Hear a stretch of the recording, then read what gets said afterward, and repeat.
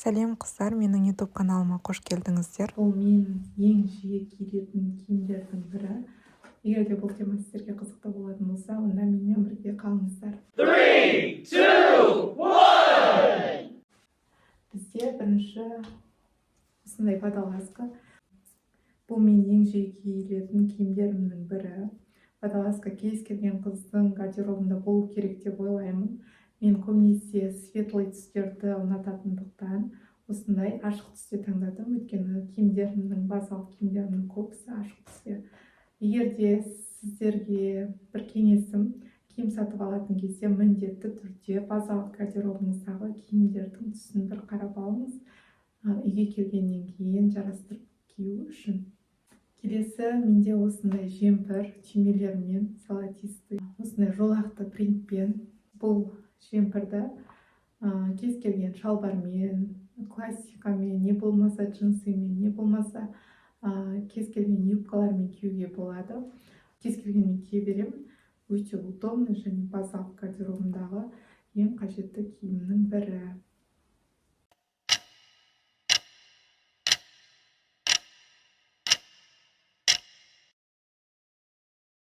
Джинсылармен, атласовый юбкамен, юбка плиссимен, не болмаса брюки палаццомен кие бересіз. Өте әдемі және ыңғайлы стильді көрінесіз.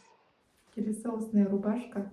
Менде негізі рубашкалар өте сирек, және осындай ашық түсте бірінші рет алып көруім, даже бұны киген жоқпын. Осындай кішкене неглажный болып тұр, үтіктелмеген, себебі бұны әлі кимедім. Енді ашып жатырмын. Осындағы өзімнің базалық гардеробымдағы киімдермен киіп көрдім, өте күшті үйлеседі екен. Және қазіргі кезде трендте болып жатқан осындай гүлдің принтімен жеп-жеңіл, материалда жақсы. Егер де ұнаса, өзіңізге де осындай көйлек қарастыруыңызға болады. Негізі әйел адам өте нәзік, гүл сияқты болып жүру керек деген ойдамын.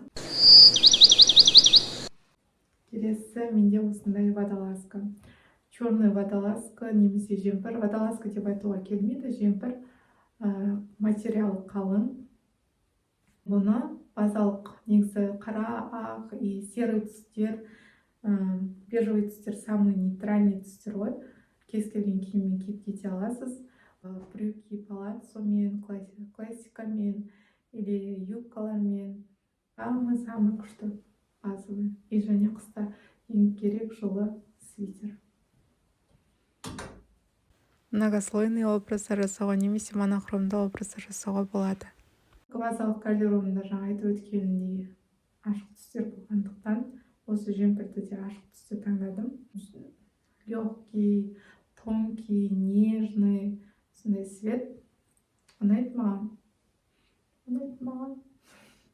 Және сіздерге ұнаса, осындай свитерді жып-жылы болып жүре салсаңыз. Және өзімнің базалық гардеробымдағы киімдермен үйлесе береді. Мен көбінесе юбка плиссимен киемін, және де атласовый юбкамен киемін, джинсовый юбкамен кисеңіз де болады, брюки палаццомен кисеңіз болады. Ашық түстегі, не болмаса темный түстегі, үйлесе береді. Келесі менде осындай майка. Енді майка кимесеңіз тоңып қалуыңыз мүмкін. Мен көбінесе осы майканы киемін. Жаурағыш адаммын да. И сол үшін жылы киінгенді ұнатамын, жақсы көремін. Осы майка самый топ деп айтсам болады. Яркий түстермен білінбейді. И осы майканы киіп жүремін. Келесі осындай двойка менде. Отырыстарға, сондайға барамыз ғой күйеулерімізбен. И үйде емес, мысалы, ресторандарда болып қалуы мүмкін. Осындай нейтральный түсте, брюки, шалбары кең балақты, жабысып тұрмайды. И мендегі самый базовый двойканың бірі осы. Ешқашан сәннен кетпейтін киім үлгісі әртүрлі түсте таңдауға болады. Кез келген кештерге әдемі болып, стильді көрінесіз. И костюм, жакеті тоже свободный, приталенный емес. келесі менде осындай двойка, трикотажный двойка, осындай ремешогымен белді жып-жылы қыста міндетті түрде керек трикотажный двойка. Мен осындай ашық түстерді ұнатамын, сол себепті тоже осындай жылы ашық түсті таңдадым. И мұндағы кез келген ішінен осындай майкамен киюге болады, не болмаса лонгсливпен киюге болады, темный түсте киюге болады. Енді өзіңіздің гардеробыңызға қарай көре бересіз. Қыс мезгіліне ең керекті киім үлгісі және өте ыңғайлы, кез келген түсте таңдап алуға болады. Осындай юбка плиссе, осындай ақ түсте нежный, қыздарға керемет белдемше деп айтсам болады. Өйткені мендегі кез келген киіммен үйлесе береді. Мына лонгсливпен, мына рубашкамен, мына жемпірмен, тіпті мына водолазкамен, мына жемпірмен, тіпті мына жакетпен, не болмаса мынау трикотажный двойкамен де мне үйлесе береді. Сондықтан самый базовый, топовый юбканың бірі. Жакетпен, свитермен, не болмаса басқа да киімдермен түрлі образдар жасауға болады. Менде осындай атласовый юбка.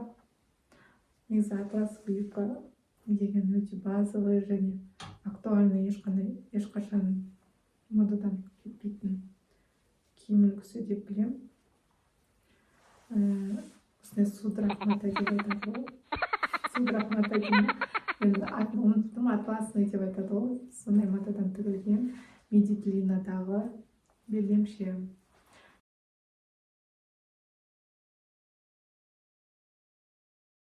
Менде осындай кожаный юбка, тоже базовый, тоже кез келген киіммен үйлестіріп кете аласыз.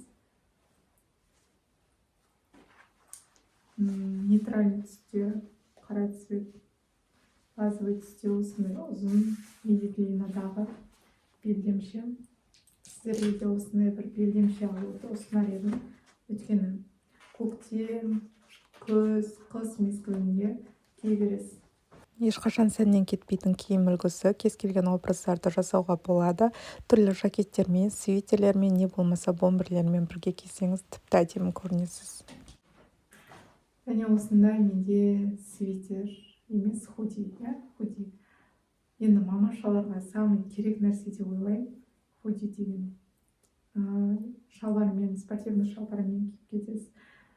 Кең болып тұрады, ыңғайлы жүріп тұруға, жып-жылы. И белдемшелермен, юбкалармен кисеңіз болады, классикамен кисеңіз болады, женственный платьялармен кисеңіз болады, көйлектермен, юбкалармен, шалбарлармен, в общем, барлық киімдерге үйлесе береді ғой, өзіңізге алуға кеңес берер едім. Юбкалармен, не болмаса шалбармен киюге болады. Менде осындай шалбар спортивный. Өте ыңғайлы енді. Балдармен жүретін аналар түсінеді деп ойлаймын.